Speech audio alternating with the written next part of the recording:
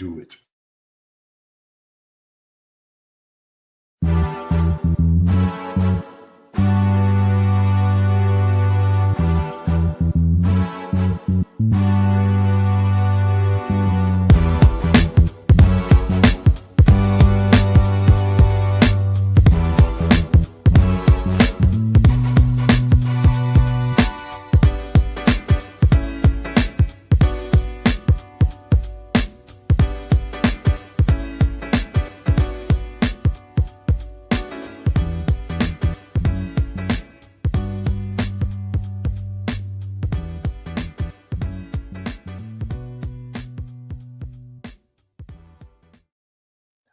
Monday. Ladies and gentlemen, boys and girls, people of the internet, good morning. Guys, Coach Kyle Evans, Baton Rouge, Louisiana, number one on the field, number one in your hearts, coming to hang out with you, giving your daily checkup from the neck up. It's Monday. And it's almost tax day. Real estate agents are like, I don't even know what that is. Yeah, guys, for the rest of the nation, most people pay their taxes on the 15th. It's a wild thing, wild concept. And just think about it, for future reference. Guys, I'm excited to hang out with you today, man. Bold coach, Maps coach, all the things. We've got a show. So usually it's just me, maybe Marcus, but every now and then we get graced with the presence of an awesome individual. Today is that day, ladies and gentlemen. We have a guy who is just suns out, guns out, getting some vitamin E, D, whatever it is out there in sunny Arizona. And he woke up extra early just to hang out with us. Nobody knows what their time zone is, but you know what? It's early for him. And for him to come up and show up just for you guys is an awesome thing, man. We have the amazing, the bold coach marvel, Stephen McNair. How we doing, buddy? Coming here to hang out with us. Good morning. Good morning. I love your energy, bro. That's so cool. Thank you for having me.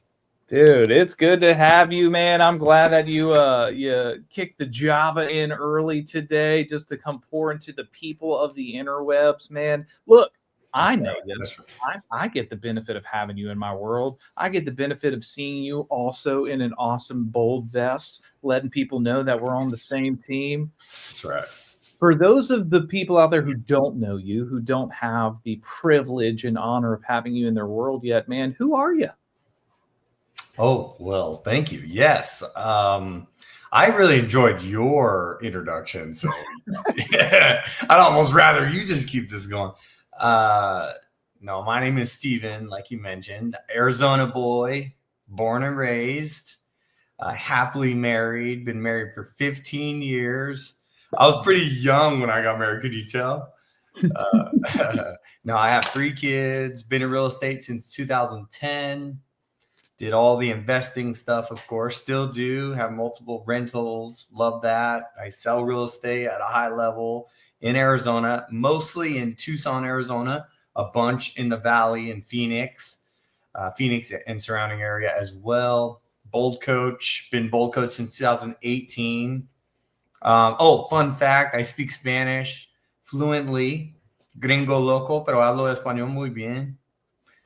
So I have to speak in Spanish so people believe me because they look at me like this. For sure.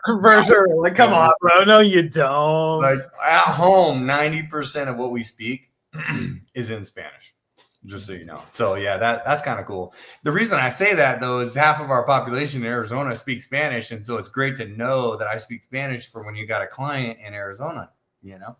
So that's a little bit about me. Looks like you also follow ABCs, man. Always be closing. You're out here to pour in the people, closing them on referral deals as it goes. That's right. That's right. There's something important that Steven said and all that, and I want to make sure that you didn't miss it. He's doing all the things. He's doing all the things. Dadding, husbanding, 15 years of that, man. So obviously he's doing it successfully, right? He's running real estate sales. He's traveling the nation speaking. And, he's making sure that he has time to pour into his family, his clients, and then his rooms that he attends. And it's doable, ladies and gentlemen. It's doable. Here he is right here doing it right now. Steven, That's to right. do these things, right? I know that you are really better than the average bear when it comes to calendaring and time blocking. And yet, I don't want to go there today because we've been there a lot. There's something, ladies and gentlemen, that's been popping up in my one-on-ones. It's been popping up in the rooms. And I think it would be beneficial if we spend a little bit of time here today. And this is strictly around consultations, or said in my way, a strategy session. And so me and Steven were talking about this before, and he's got some great little nuggets on it. Some being a pro in the field for so long. Steven, man, when it comes to buyers, you said some great things about there's actually 2 meetings should we choose it. Man, what do you mean by that? When we're talking about the consultation or strategy session, what does that mean? Yeah, I love this conversation because in Arizona, the way our contract is written, we've been fortunate enough to this whole change that we've gone through. It wasn't much of a change for us other than the fact that now we are required to get a buyer broker signed moving forward before we start showing houses. Before, it was just highly encouraged, especially within the Keller Williams world. Sure. So a great mentor of mine and coaches of mine would always say, you have 2 jobs. Number 1 job is what you say to the prospective buyers to get them to sit down with you or meet you. Ideally, I say meet you at your office. So what do you say to get to the office or the coffee house if you're going to meet them at Starbucks or wherever, right? And then what do you say when you actually sit down with them at your office? So if you can break it up like that, it's like, okay, any sign call you get, any open house visitor that comes through, if you're door knocking or if you're talking to your friend at your kid's soccer game that's thinking about buying their house, it's like, what do you say in that moment to earn that strategy session you're talking about?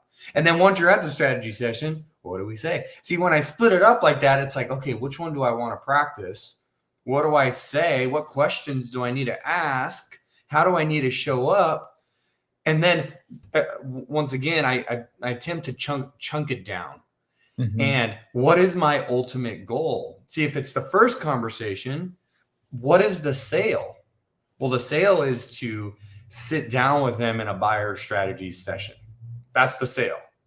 Once I have their contact information, that's step number 2. Sit down, have an actual meeting, get together. Number 2, when I'm at the actual get together, the buyer strategy, what's the sale? Not to sell them a house in that moment. It's to get them to sign the buyer broker. See, when I chunk it down, sales is very simple. It's always a sale, by the way.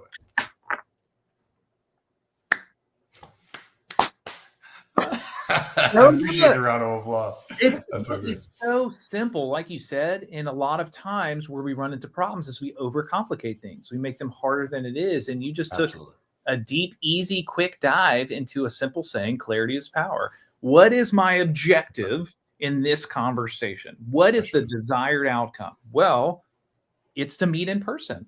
It's to get to the strategy session, the consultation. Then there you have to re-ask, what is my objective? Right. Every time you re-ask. Right. Good job, man. I love that. So let's start at the very beginning.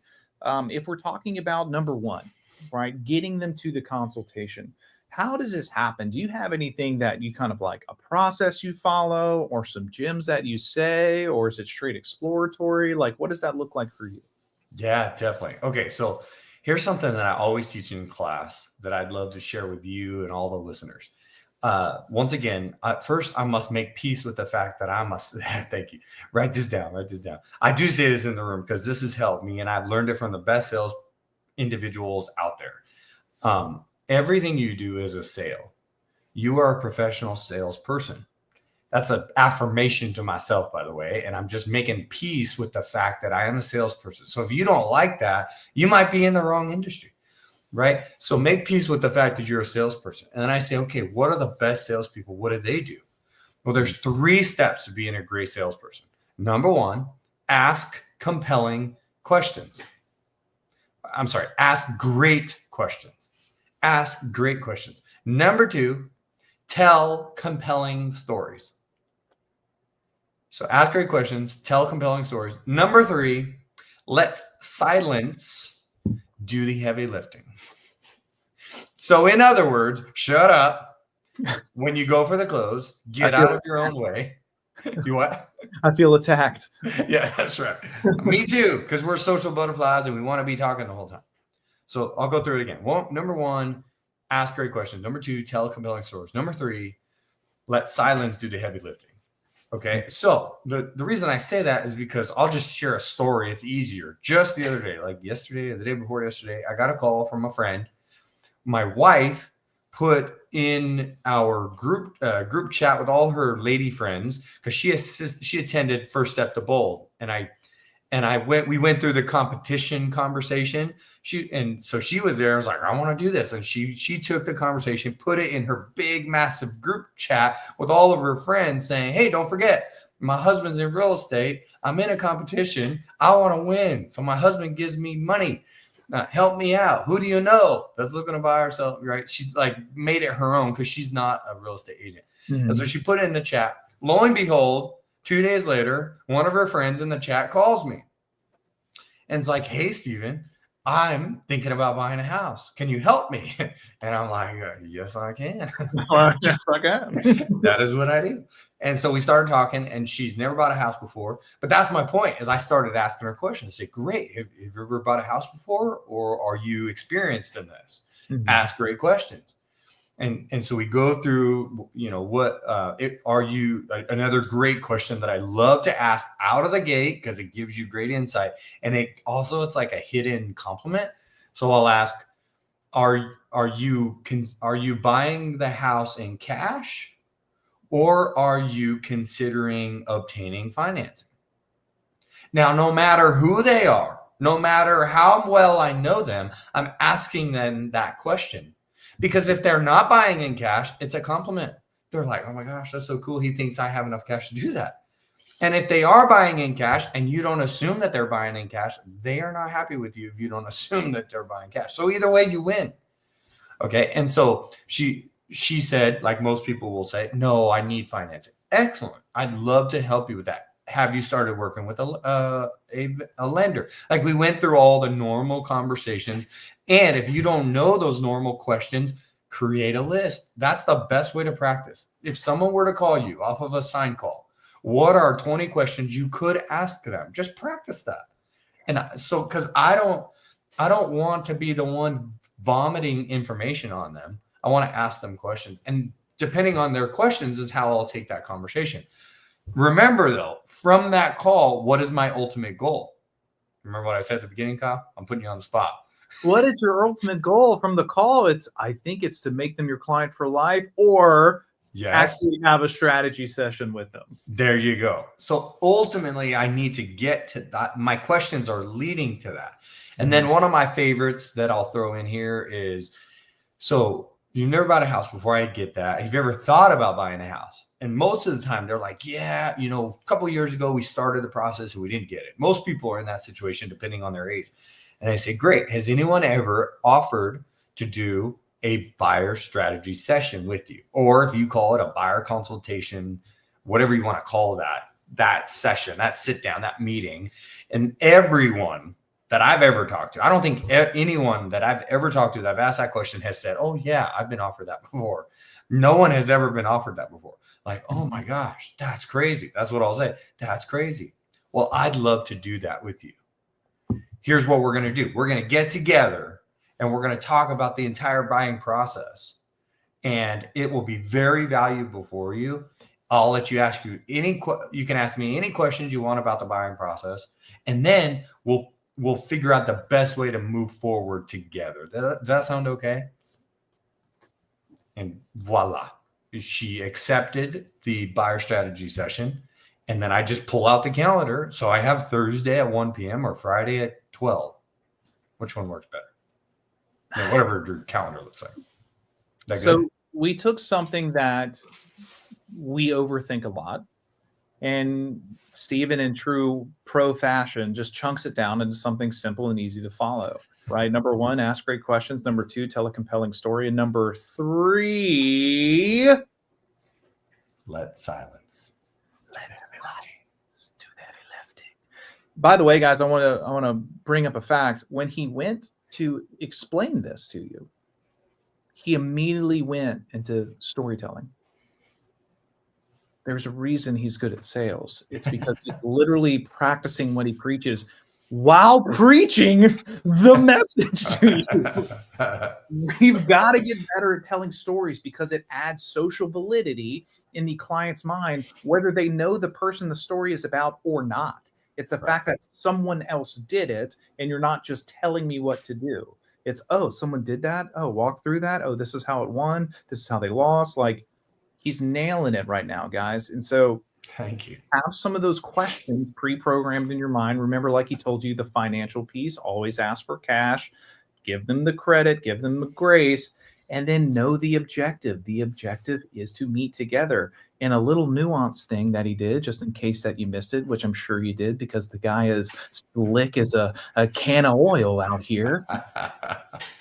He said, at the strategy session, we're going to figure out the best way to move forward together. He's closing before he even goes to close at the appointment. It's called an assumptive close. He's future pacing them that he is already their agent and they're going to work together. That's right.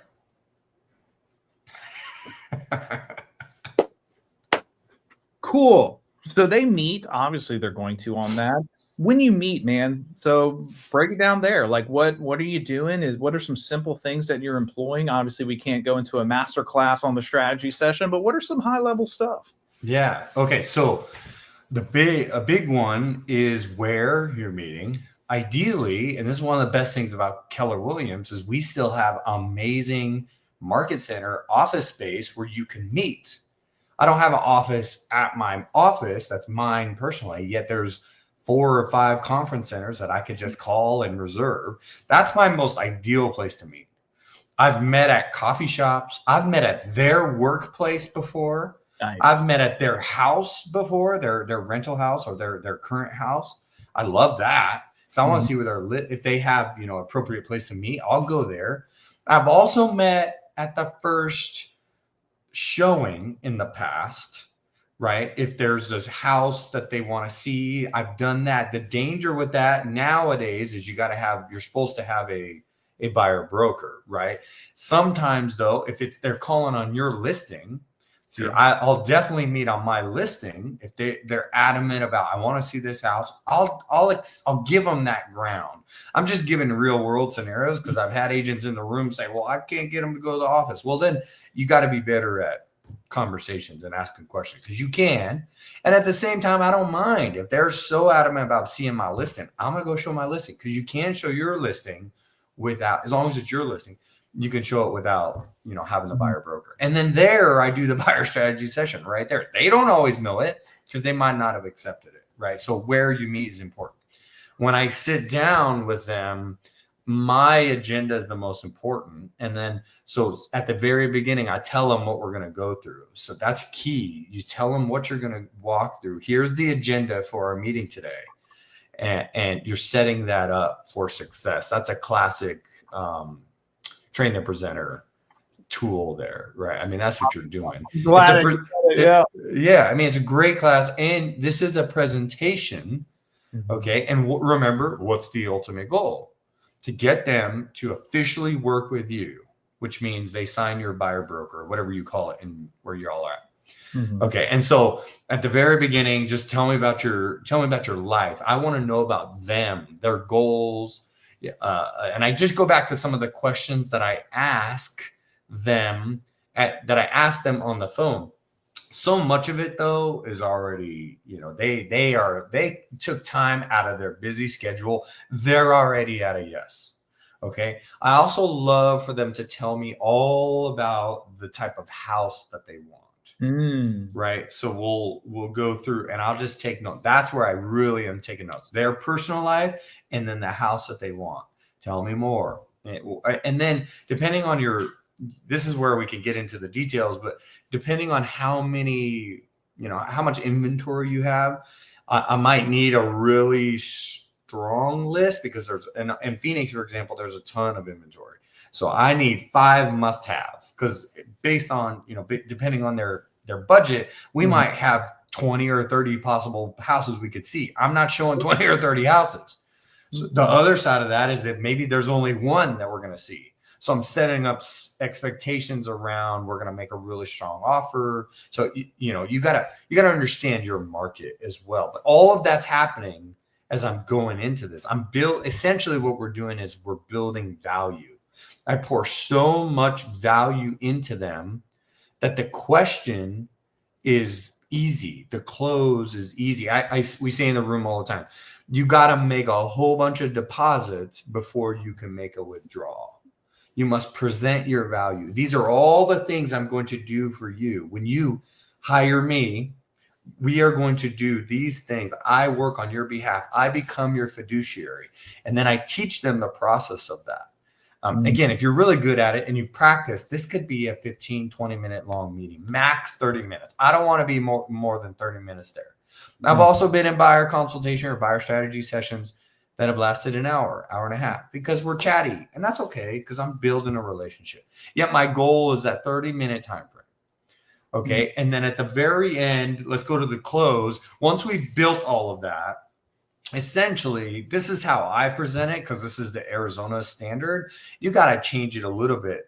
However, I use a story form again. So I go back. No way. You? Yeah, it's my favorite. It's the easiest way to close. So I've asked all these questions. We built rapport. We have a great connection. I say, look, the last buyer I took out, when we went out to see houses, we created a list of, 4 or 5 houses. She was this elderly lady. This is like, I have to imagine a client in my mind. And if you never had a client, use my story, right? Use Kyle's story. Use your broker's story. So I had this elderly lady. She's so cool. She's a tutor. She's like this online teacher, has a really great story. She's the sweetest person ever. And she sent me a list of like 8 or so properties. And we narrowed it down based on all these things to about 4 or 5. And then I called. Now here's the key. And I tell them that. I called every single listing agent beforehand just to learn about the listing really quickly. And then I ask the magic question: are you offering a co-op commission to the buyer's agent? And do you know what all 5 of them said? Every single one of them said yes.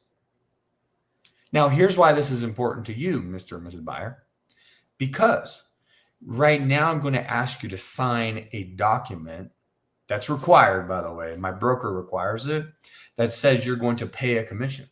However, if the seller is offering to pay a commission, there's no skin off your back. There's no money out of your pocket. Now, in our market, most of the time, the sellers pay that commission. So if there's ever a seller or a property that you might like that isn't paying the commission, we'll come back to the table and we'll discuss this as part of our offer, right? And the coolest part about Arizona, every state does this, by the way, we can put my commission, what I'm getting paid, into the offer. So it's a no-brainer.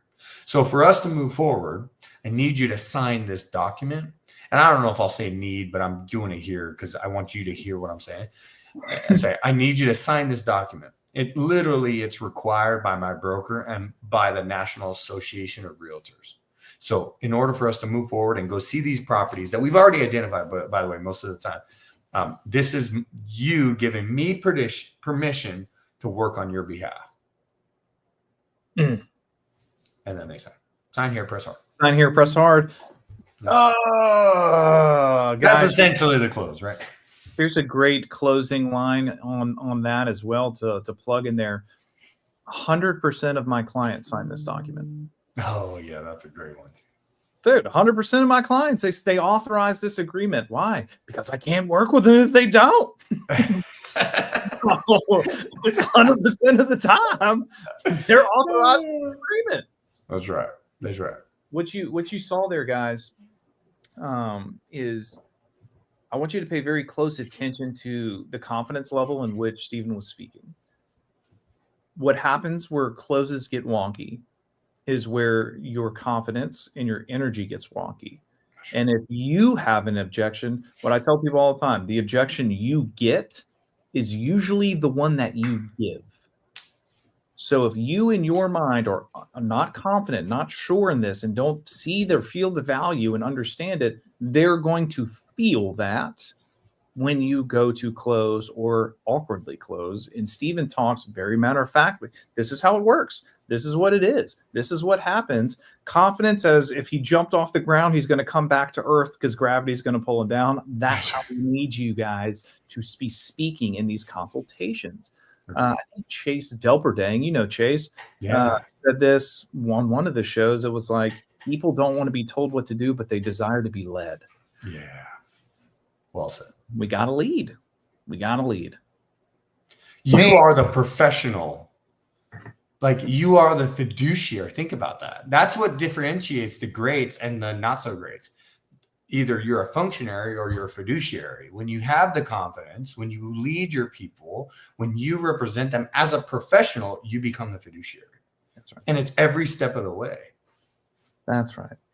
Ladies and gentlemen, boys and girls, your checkup from the neck up this morning, just a little tactical dive in how to handle the buyer strategy session, consultation meeting, whatever's clever, the two-stepper, and identifying the clarity and the objective for each phone call and each meeting. Guys, Stephen McNair-Lareses in the house. Stephen, what are some final parting words for our people of the audience after you just razzle-dazzled them for the past 30 minutes, man? That's right. Well, I think the theme of today is chunk it down.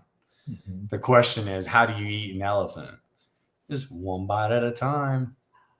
And so there's two steps there. It makes the buyer strategy is so much easier. Buyer process is so much easier if you understand there's two steps. The first close is get them to the session. Second close is they're going to work with you. They're already at a yes. Mm-hmm. If they took time out of your busy schedule to meet with you, they're at a yes. Your job is to keep them there. Walk in with the confidence that you have them there, just like you said. And voila. They're already at a yes. Your job is to keep them there, ladies and gentlemen, boys and girls, people of the internet. Happy Monday. Stephen, thanks for joining us today, my friend. My pleasure. Thank you for having me.